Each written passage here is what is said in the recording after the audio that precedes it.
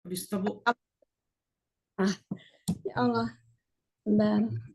Masih usir kan? Ya, lanjut. Nah, yakinlah bahwa di balik ujian ada pahala yang begitu besar. Yakinlah bahwa di balik ujian ada pahala yang begitu besar, pengampunan dosa dan peninggian derajat dalam pandangan Allah.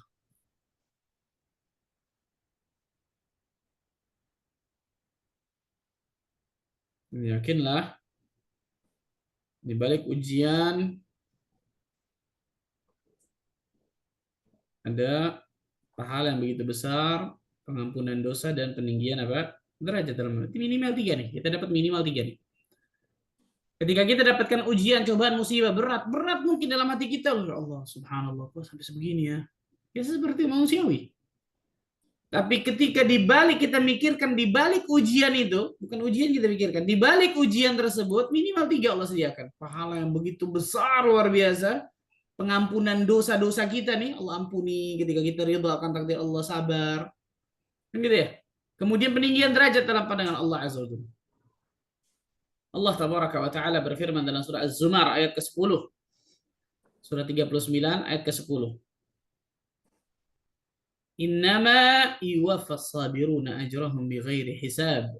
Sesungguhnya hanya orang-orang yang bersabarlah yang pahalanya tanpa batas. Ini sabar nih, apalagi ridho, betul ya? Ini sabar, apalagi ridho. Ridho kan di atas nih, betul ya? Sesungguhnya kata Allah, hanya orang-orang yang bersabarlah yang akan diberikan pahalanya tanpa batas. Kenapa? Karena kesabaran tanpa batas. Yang namanya sabar tanpa batas. Maka pahalanya Allah sediakan tanpa, bayangkan pahalanya unlimited, ikhwan. Pahalanya tanpa batas luar biasa tuh. Allah bisa berikan sebanyak apapun yang Allah inginkan kepada hambanya. Itu baru sabar. Bagaimana ridho? Ridho kan di atasnya, betul ya? Sabar hukumnya wajib, ridho mustahab. Lebih luar biasa lagi tuh. Ridho akan takdir Allah lebih luar biasa lagi, Masya Allah. Allahu Akbar. Kemudian apa? Pengampunan dosa. Jelas subhanallah ketika orang sabar akan takdir Allah Azza wa Jalla, Allah ampuni dosanya, Allah kikis dosanya sedikit dan kita pasti banyak dosa, ikhwan. Peninggian derajat dalam pandangan Allah, naik itu derajatnya dalam pandangan Allah Azza wa Jalla. Ibnu Qayyim al-Jauziyah mengatakan ada orang-orang yang Allah Azza wa Jalla inginkan mendapatkan surga yang luar biasa tingginya, tapi amalannya nggak sampai ke situ. Maka Allah berikan ujian, cobaan kepadanya. Sehingga dengan ujian tersebut dia ridha akan takdir Allah, dia sabar, dia mengharapkan pahala dari Allah, sehingga naik tuh derajatnya dalam pandangan Allah, naik derajat di surganya. Allahu Akbar. Itu kenikmatan luar biasa besar, ya kan? Kenikmatan luar biasa besar. Maka yakin di balik itu. Jadi jangan mikirkan cuma musibahnya doang, ikhwan. Jangan mikirkan, wah ini berat ya luar biasa. Di baliknya. Belum ketika Rasul sallallahu alaihi wasallam bersabda, "Innallaha idza ahabba qauman ibtalahum." Sesungguhnya ketika Allah mencintai suatu kaum, Allah uji kaum itu. Sesungguhnya ketika Allah Azza wa Jalla mencintai seorang hamba, Allah uji hamba tersebut. Maka mudah-mudahan ketika Allah berikan ujian, cobaan, musibah kepada kita, mudah-mudahan itu tanda cinta Allah kepada kita, ikhwan. Husnudzan kepada Allah. Nah, ini yang keenam nih. Husnudzanlah kepada Allah. Berbaik sangkalah kepada Allah tabaraka wa taala. Husnudzan. Berbaik sangka kepada Allah tabaraka wa taala. Allah azza wa jalla berfirman di dalam surat Al-Baqarah ayat 126. Ayat ini luar biasa banget nih. Surah Al-Baqarah surah Al-Baqarah 216, afwan. Kebalik. Bukan 126, 216. 216. Surah Al-Baqarah 216. Allah azza wa jalla berfirman, "Wa 'asa an takrahu syai'an wa huwa khairul lakum." Bisa jadi sesuatu yang kalian benci, kalian nggak suka, kalian nggak inginkan, padahal ternyata itu baik bagi kalian. Wa 'asa an tuhibbu syai'an wa huwa syarrul lakum. Bisa jadi sesuatu yang kalian sukai, kalian cintai, kalian dambakan, kalian inginkan, ternyata itu buruk bagi kalian. Allah menutup ayat ini dengan mengatakan wallahu ya'lamu antum la ta'lamun. Allah Azza wa Jalla Maha mengetahui sedangkan kalian tidak tahu, wahai manusia. Husnudzan, ikhwan. Ayat yang mulia ini kata para ulama ini memiliki kaidah yang luar biasa agungnya, ikhwan. Hubungan yang erat dengan prinsip keimanan tuh, yaitu iman kepada qada dan qadar. Iman kepada takdir. Karena tidaklah kita ditimpa ujian, cobaan, musibah kecuali itu semua sudah ditakdirkan oleh Allah. Di dalamnya pasti penuh dengan hikmah, maka husnudzonlah kepada Allah. Rasulullah sallallahu alaihi wasallam bersabda, "Kataballahu maqadir al-khalaiq qabla an yakhluqa as-samawati wal arda bi 50,000 sanah wa kana 'arshuhu 'ala al-ma'." Allah Azza wa Jalla menulis takdirnya, takdir makhluknya seluruh di jagat raya ini dalam kitab Lauhul Mahfuz 50.000 tahun sebelum Allah ciptakan langit dan bumi, dan arsy Allah berada di atas air. Allahu Akbar. Allahu Akbar. Nah, ini husnudzan kepada Allah, ikhwan. Berbaik sangka kepada Allah. La yamutanna ahadukum illa wa huwa yuhsinu dhanna billah. Jangan pernah kalian mati di atas muka bumi ini kecuali kalian dalam keadaan husnudzan, berbaik sangka kepada Allah tabaraka wa taala. Husnudzan. Berbaik sangka kepada Allah Azza wa Jalla. Yang ke-7 berarti ya. Iringi ujian dengan sabar dan sholat dalam kurung ibadah. Iringi ujian dengan sabar dan sholat.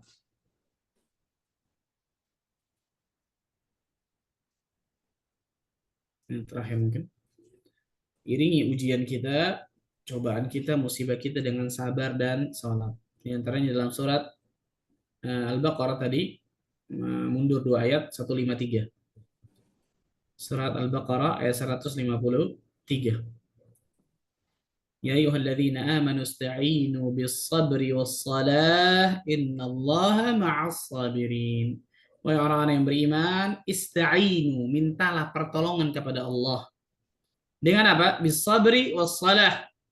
Dengan sabar dan salat. Innallaha ma'as sabirin, karena sesungguhnya Allah bersama orang-orang yang sabar. Allahu Akbar.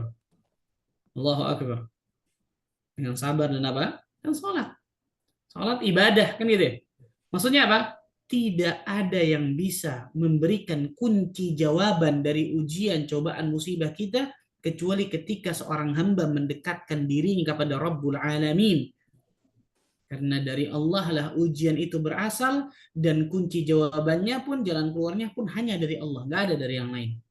Nggak ada dari orang kaya, nggak ada dari pejabat, nggak ada dari orang yang punya harta, punya kekuatan, nggak ada. Manusia nggak ada. Makhluk lemah, dhaif.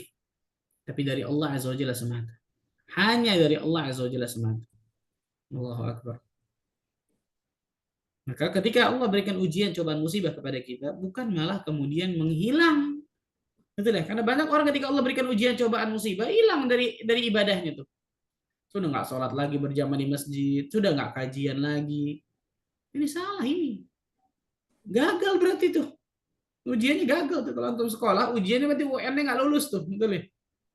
Nah harusnya kalau dia benar lulus, tambah Masya Allah tuh itu ibadahnya kepada Allah. Salah satunya sholat, komunikasi seorang hamba dengan Allah.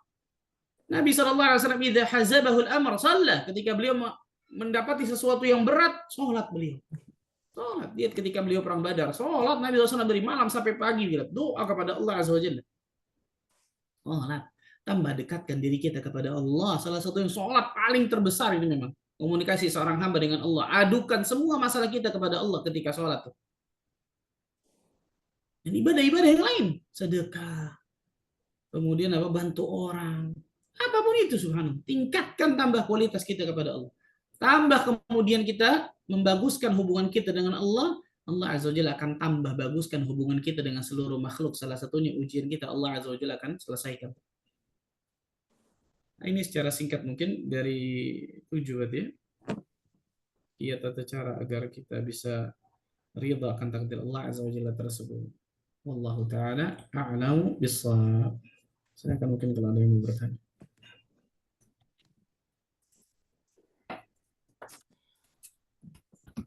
Masya Allah, jazakallah khair Ustadz atas pemaparannya.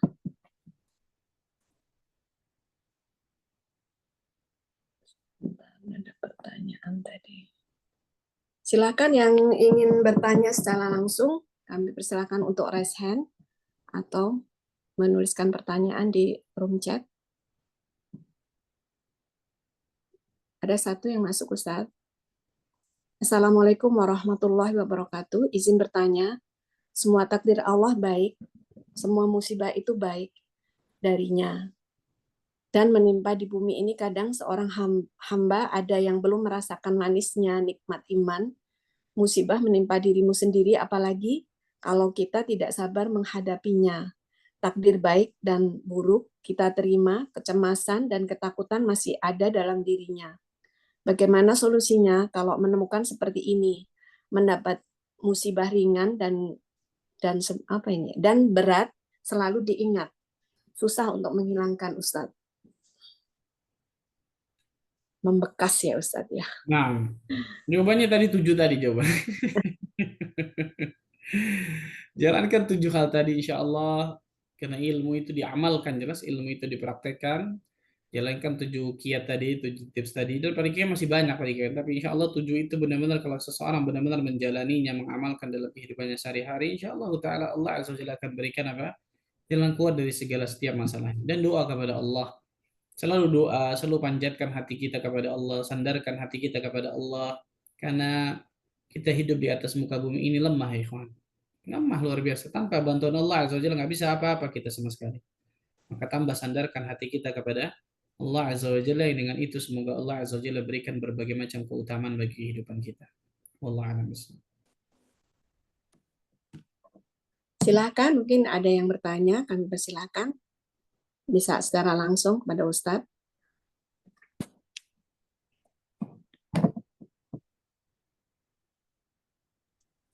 Assalamualaikum warahmatullahi wabarakatuh, Ustaz. Waalaikumsalam warahmatullahi wabarakatuh. Ahsanallahu ilaikum, Ustaz. Afwan Ustadz, Ana tadi terlambat ikut gabung ke kajian ini Ustadz. Ana mungkin ada yang terlewat Ustadz. Ana pengen bertanya soal surat Al-Baqarah ayat 155 tadi Ustadz. Apakah itu ujian itu memang untuk semua manusia?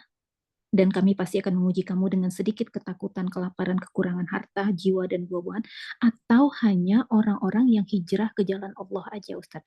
Karena yang anak pengalaman, ya ketika banyak orang yang hijrah ke jalan Allah, ataupun ke manhaj salaf, semuanya itu ujiannya seperti ini gitu, Ustadz. Ya mungkin masalah ekonomi, ya macam-macam gitu Ustadz. Yang kedua Ustadz, untuk masalah surat Al-Insyirah Ustadz, fa inna ma'al usri yusra, inna ma'al usri yusra, itu sebenarnya maknanya itu bersama kesulitan ada kemudahan atau setelah kesulitan ada kemudahan gitu Ustadz. Karena ada dua terjemah yang ana ini berbeda itu Ustadz. Mohon penjelasannya Ustadz. Syukran jazakallah khair Ustadz. Assalamualaikum warahmatullahi wabarakatuh. Waalaikumsalam warahmatullahi wabarakatuh. Yang pertama, semua manusia hidup di atas muka bumi ini pasti tidak lepas dari ujian dan cobaan. Semua manusia. Karena dunia ini yang pertama dulu ya. Ya, karena dunia ini memang darul bala, darul imtihan. Tempatnya diuji memang manusia nih.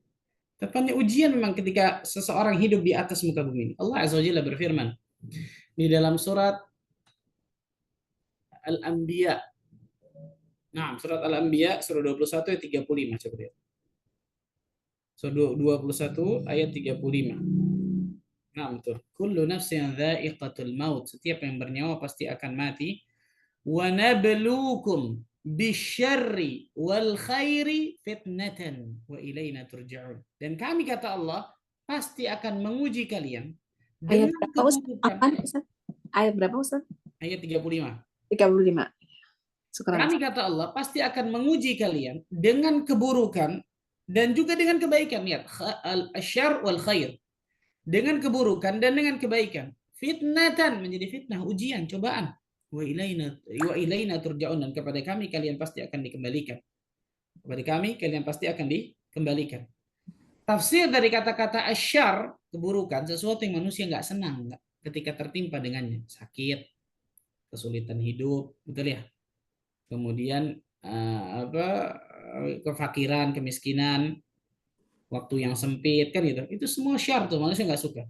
Wal khair, tafsir dari kata-kata al khair, sesuatu yang manusia suka ketika tertimpa dengannya. Sehat, serba kecukupan, kekayaan, betul ya. Waktu yang luang, kenikmatan hidup. Dua-duanya apa kata Allah? Fitnatan.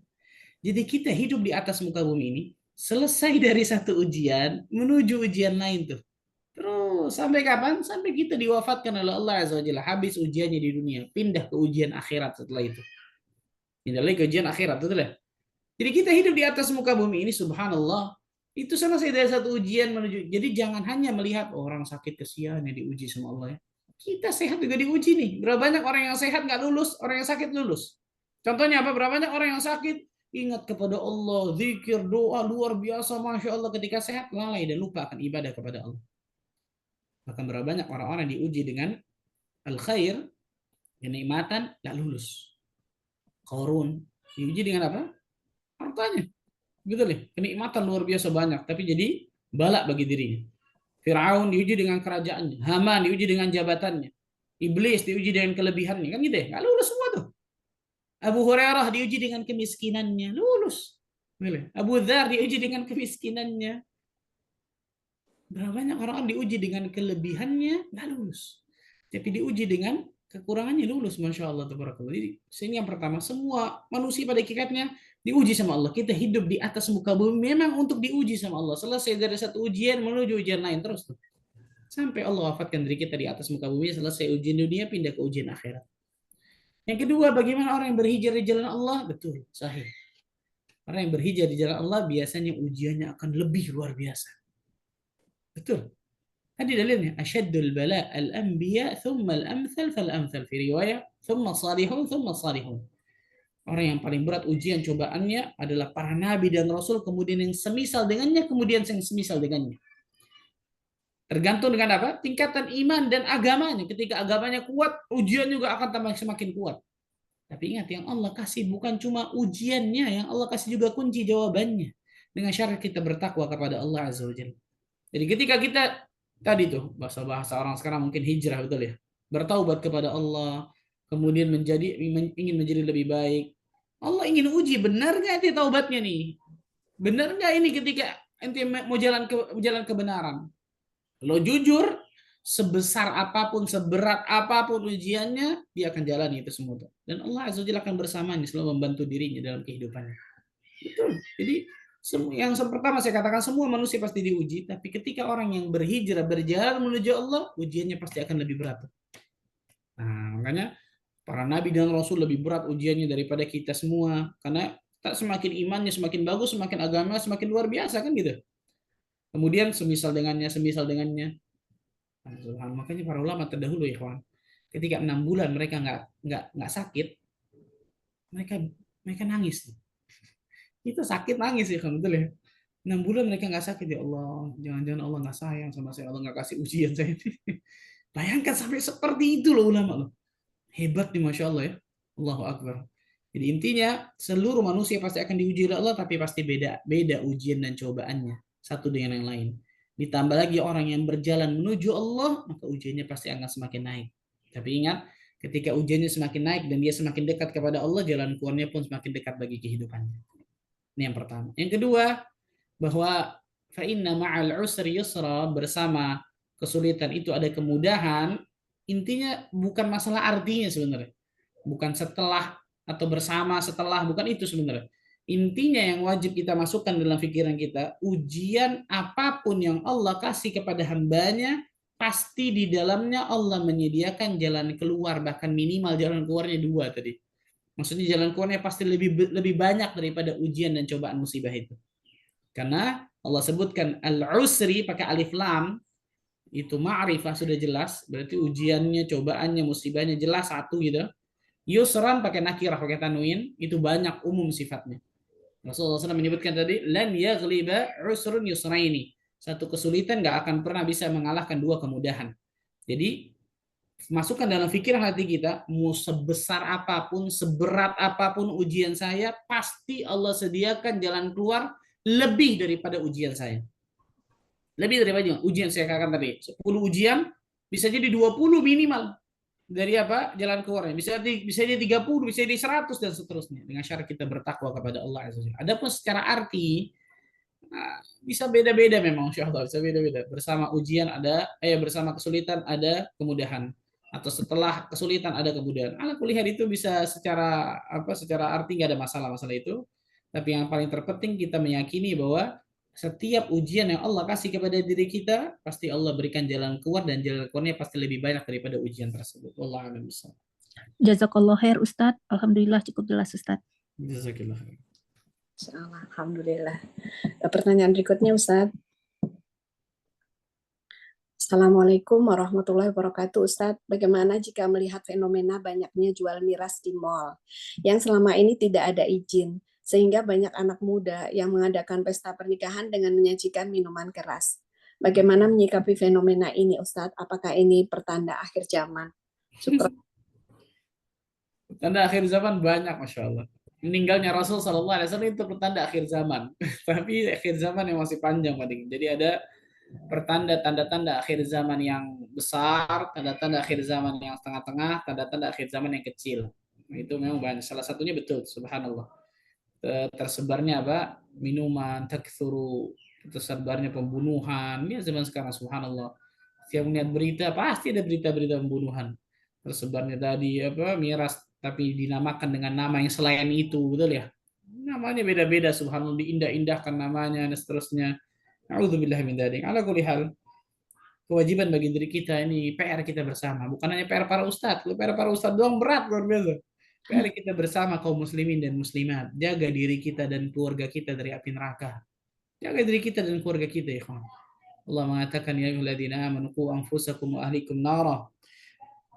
Wahai orang-orang yang beriman, jaga diri kalian dan keluarga kalian dari api neraka Allah Azza wa Jalla. Maka menjadi kewajiban bagi setiap kepala keluarga terutama untuk menjaga anggota keluarganya dari api neraka Allah Azza wa Jalla. Ini PR kita bersama dan panjang, masya Allah. Semoga Allah Azza wa Jalla perbaiki terus kaum muslimin. Pertanyaan berikutnya, Bismillah, izin bertanya Ustadz, bagaimana caranya untuk menjelaskan kepada keluarga, contoh dalam hukum waris, bahwa ada ketentuan yang tadi sudah dijelaskan di awal, dibagi berdasarkan hukum Islam. Tapi di kerabat tersebut beralasan pada saat sebelum meninggal ada amanah dari orang yang meninggal itu untuk dibagikan secara merata. Mohon penyerahannya Ustadz. Syukran. Yang pertama, wasiat ketika yang boleh dilaksanakan adalah wasiat yang sesuai dengan Al-Quran dan As-Sunnah, yang sesuai dengan syariat Allah dan Rasulnya. Kalau ada wasiat yang tidak sesuai dengan Al-Quran dan As-Sunnah, nggak boleh dilaksanakan. Banyak di Indonesia ini, ini tapi wasiat mayit nih harus ini. Kalau wasiatnya suruh berbuat syirik, kita ikutin, kan enggak? Kalau wasiatnya berbuat maksiat dan dosa, kita ikutin, kan enggak? Makanya wasiat itu harus sesuai dengan syariat Allah dan Rasulnya, nggak boleh melanggar. Berasa tadi, pokoknya setelah ini jangan dibagi ini ya, tapi dibagi rata semuanya, nggak boleh. Nggak boleh, sebenarnya itu bukan wasiat yang sesuai dengan syar'i.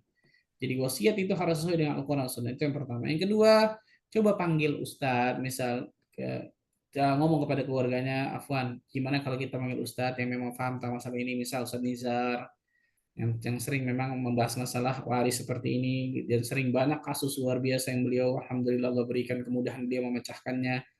Jadi ngomong kepada keluarganya, gimana kalau kita datangkan ustadz supaya ustadz yang jelaskan seperti apa seharusnya. Jadi bukan dia yang jelasin, jadi seorang yang berilmu yang jelaskan. Kalau intinya jangan berhenti untuk berusaha dan berdoa. Tapi kalau kita sudah berusaha dengan semaksimal mungkin, doa sudah, ngasih orang-orang seperti itu, lepas tanggung jawab kita sudah.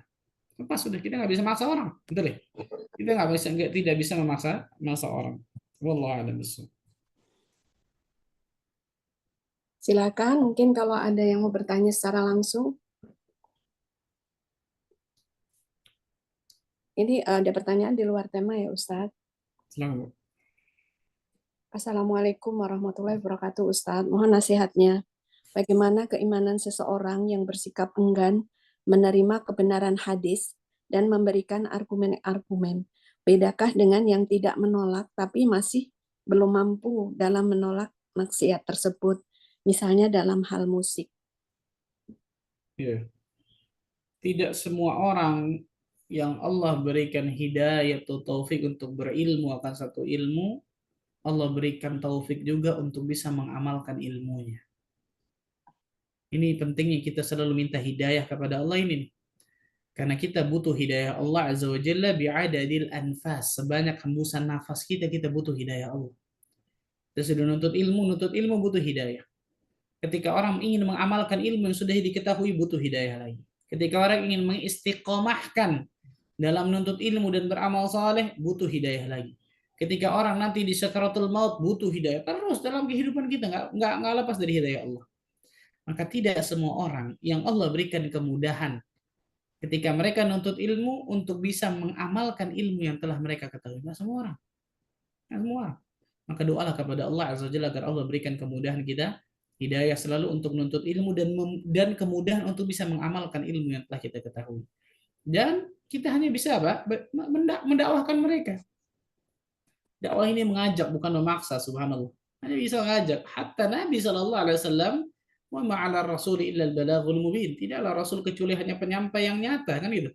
Hanya mengajak dengan cara yang benar, cara yang sesuai, dengan lemah lembut, dengan kesabaran, dengan ilmu. Kemudian doakan di waktu-waktu istijabah agar Allah berikan hidayah kepada orang tersebut. Kalau itu sudah kita lakukan semua, serahkan kepada Allah Azza wa Jalla. Serahkan kepada Allah.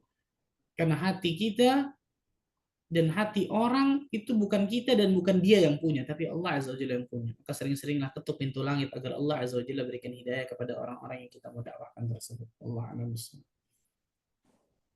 Masih ada pertanyaan, Ustadz? Nah, Bu. Ya. Sampai jam berapa, Ustadz? Afan. Sampai 11:30 boleh, Bu. Oh, baik, Ustadz. Assalamualaikum warahmatullahi wabarakatuh. Assalamualaikum ilaik. Apakah setiap musibah adalah kafaroh dosa, biarpun orang tersebut tidak bertobat atau istighfar dari dosanya, atau sudah tidak ingat akan dosanya? Mohon pencerahannya, Ustadz. Jazakallah khair. Barakallahu fiik. Jawabannya belum tentu. Belum tentu. Bisa jadi itu hukuman betul, hukuman bagi dirinya. Allah percepat di dunia supaya dia nggak dapat di akhirat. Bisa jadi. Karena Rasulullah SAW bersabda, barang siapa yang Allah inginkan kebaikan, ajalallahu lahul uqubah. Allah percepat hukumannya di dunia sehingga dia nggak dapat hukuman di akhirat.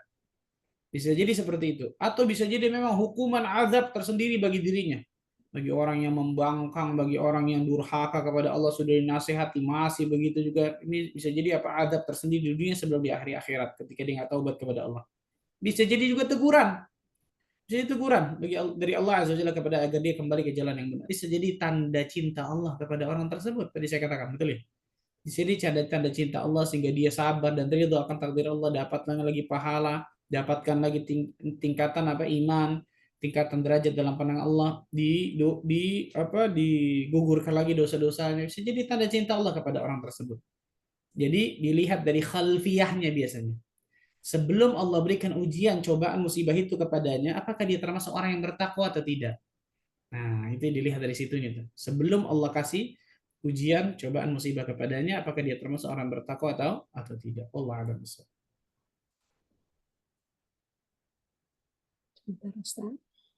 Silakan, Bu.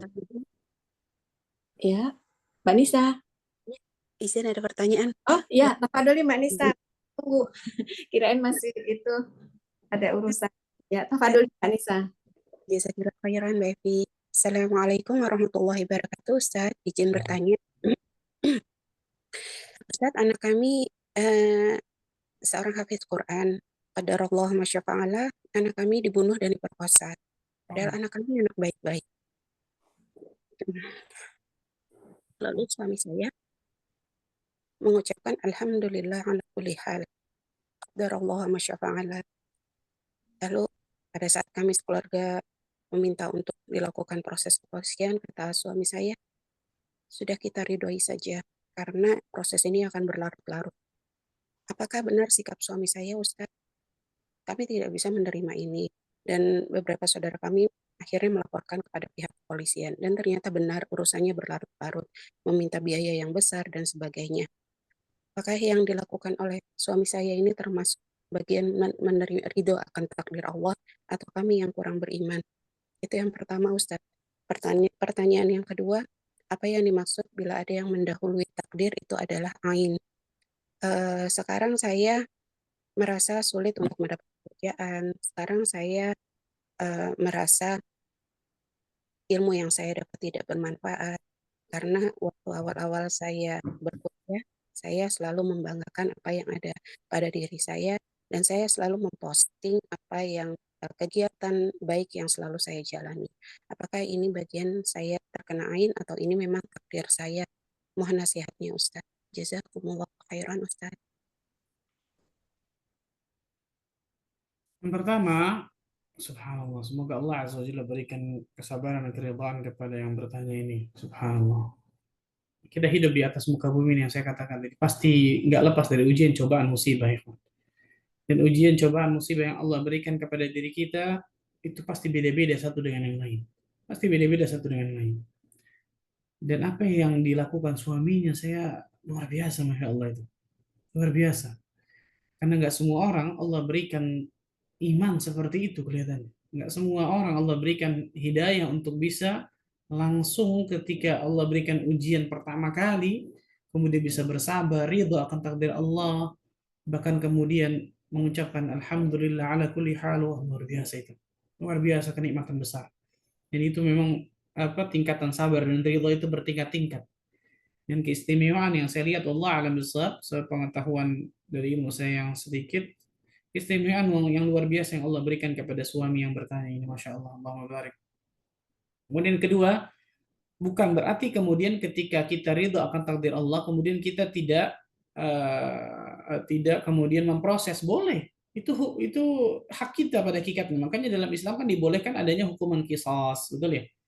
Kalaupun kisos itu kemudian tidak dilaksanakan, diwajibkan bagi orang yang bunuh tersebut dengan sengaja untuk membayar diat, kan gitu. Jadi bukan berarti itu tidak ridho akan takdir Allah. Bukan itu yang tidak ridho akan takdir Allah ketika hatinya, lisannya, perbuatannya itu tidak sesuai dengan Allah dan Rasulnya, tidak sesuai dengan syariat Allah dan Rasulnya. Ketika hatinya benci, hatinya ngedumel, hatinya suudzon kepada Allah Azza wa Jalla, kenapa Allah kasih ini kepada saya berat luar biasa dan seterusnya, suudzon. Ini nggak boleh. Ini yang tidak ridha akan takdir Allah. Lisannya kemudian mengucapkan kata-kata yang buruk, mungkin naudzubillah, perbuatannya mungkin meratap. Nah, ini nggak boleh. Ini nggak boleh. Tapi kemudian ketika kita menuntut akan hal tersebut dibolehkan pada hakikatnya. Tapi kalau dia memilih, sudah khalas lah. Karena saya tahu ini pasti tadi betul berlarut, kemudian akan mengeluarkan uang yang banyak dan seterusnya. Itu pun pilihan, itu pilihan sebenarnya. Itu pilihan. Tapi dalam hukum Islam sebenarnya, ketika orang tersebut sengaja untuk membunuh tadi, apalagi sampai naudzubillah memperkosa, Allahu Akbar, subhanallah. Orang tersebut kalau keluarganya tidak memaafkan, itu kisos itu. Kisos. Kalau keluarganya memaafkan, dia harus bayar diat. Diat itu 100 ekor unta bunting, luar biasa. Mahal luar biasa itu. Mahal itu dalam hukum Islam karena efek jerahnya memberikan efek jerah bagi orang yang lain, bukan hanya orang yang membunuh tersebut. Kalau saya membunuh, naudzubillah, saya akan seperti itu tuh. Itu syariat Islam pada hakikatnya. Adapun kemudian yang paling terpenting adalah ridho, hati kita menerima akan takdir Allah. Ini takdir yang sudah digariskan oleh Allah dan pasti di dalamnya penuh dengan hikmah. Jangan pernah hati kita, lisan kita, perbuatan kita melakukan sesuatu yang tidak baik. Ini luar dari syariat Allah dan Rasulnya, yang tidak ridho akan takdir Allah. Itu yang paling terpenting. Itu yang paling terpenting. Adapun kemudian mau mengusutnya itu silahkan, itu diserahkan kepada kepada keluarga masing-masing. Kemudian yang kedua, al-ainu haq. Walau sabaqal qadar la sabaqal ain. Ain itu hak, benar adanya. Kalau seandainya ada yang mendahului takdir, ain itu bisa mendahului takdir. Maksudnya semuanya pasti di atas takdir Allah. Tapi saking cepatnya ain tersebut dan saking banyaknya dari umat Nabi SAW yang terkena dengan ain, itu bahayanya ain maksudnya. Itu bahayanya apa? Ain. Ain itu mata panas yang keluar biasanya dari hati yang hasad atau dari diri yang takjub misal. Dia takjub berlebihan tapi dia tidak mendoakan keberkahan. Dia takjub berlebihan tapi kemudian tidak tidak mengucapkan masya Allah, tabarakallah, Allahumma barik dan seterusnya. Itu bisa terkena ain, bisa sakit orang tersebut, bahkan bisa mati. Na'udzubillah min dzalik. Itu al-ain, al-ainu haq kata Nabi SAW. Ain itu adalah hak, benar adanya. Itu yang dimaksudkan. Adapun tentang masalah tadi sulit dapatkan kepadanya, itu ujian yang Allah kasih. Kita wajib bersabar akan takdir Allah, ridho. Kemudian jalani usaha-usaha yang benar, seperti apa seharusnya beribadah kepada Allah. Apapun yang Allah takdirkan kepadanya, itu yang terbaik kepadanya. Masukkan itu dalam pikiran hati kita. Jangan kemudian, jangan-jangan saya begini, jangan-jangan. Itu hilangkan, itu bisikan syaitan semua. Yang penting saya ridho akan takdir Allah, sabar menjalani itu semua. Kemudian tadi tuh, ibadah kepada Allah yang benar, sholat, minta kepada Allah, usaha dengan sesuai dengan yang disebutkan dibolehkan dalam agama kita, selesai. Selesai. Itu bukan kemudian apa? Bukan malah menjadikan diri kita, malah menjadikan apa tadi, bisikan syaitan masuk ke dalam diri kita. Nauzubillah min dzalik. Wallahu a'lam bishawab. Itu mungkin yang saya bisa sampaikan. Semoga Allah tabaraka wa ta'ala berkahi pertemuan kita. Semoga Allah azza wa jalla jadikan dari kita termasuk golongan hamba-hamba Allah yang Allah berikan hidayah taufik untuk meniti siratal mustaqim sampai nantinya Allah azza wa jalla wafatkan dari kita semua dalam keadaan husnul khatimah. Subhanakallah bihamdika asyhadu an la ilaha illa anta astaghfiruka wa atubu ilaik. Assalamualaikum warahmatullahi wabarakatuh. Waalaikumsalam warahmatullahi wabarakatuh. Waalaikumsalam. Terima kasih Ustaz.